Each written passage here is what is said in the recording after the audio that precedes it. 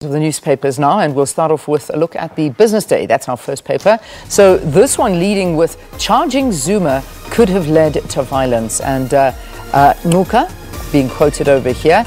Former prosecutions head Bulelani Nuka says he wanted to indict former president after the ANC's 2007 Polokwane conference. Okay, details on that story in the paper. Group 5 files for business rescue. We've already spoken to that as one of the top trending topics. Mboweni tries to halt PIC bill process.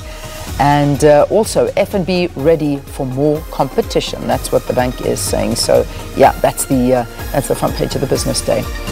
Let's move over to the Soweto. Buche's body can't come home. Heartbreak for family as efforts to repatriate the corpse of Durban waitress to South Africa fail.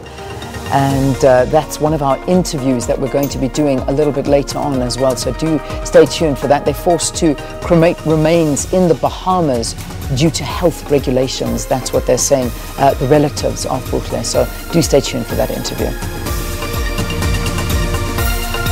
A citizen envoy accused of sex crimes. So details in the Citizen about that particular story. I'm just going to try and open it so I can read just that small print for you a little bit on the side of that headline as well. So that's a story that they're looking into. Envoy accused of sex crimes there.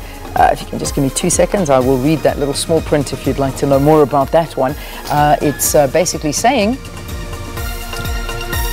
Okay, the ambassador of an African country has been accused by an embassy domestic worker of sexual impropriety, and she says her attempts to lay a charge were dismissed by cops at the Brooklyn police station. Oh, goodness. Okay, so that one there. And then, of course, there's the photograph of our president, Cyril Ramaphosa, and Zimbabwean President Emmerson Mnangagwa with the headline, Brotherly Love. Mnangagwa seeing our president off at the Robert Gabriel Mugabe International Airport as Ramaphosa concludes his working visit to Harare. Okay, and the final newspaper that we have for you this morning is, of course, The Star. And I'm going to open that one up for you as well, so we can just look a little bit at some of the headlines on the front page of The Star. I was spied upon, says Mbalula.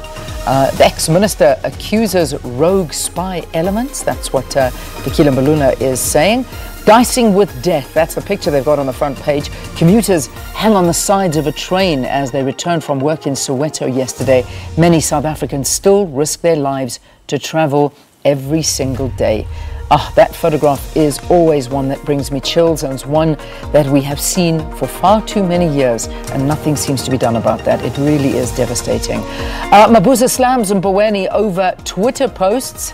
You may or may not have seen what was happening at the Q&A session with our Deputy President David Mabuza in Parliament yesterday, and he's basically saying, you know, what Mboweni does in his capacity as a minister and speaks from government's point of view, he will speak to, but anything else, what he says on his Twitter page, and when Mboweni says, in my opinion, he doesn't want to talk about. So he says he can't take him seriously on those mediums. That's what Deputy President Mabuza said. And then finally, court removes CIPC case.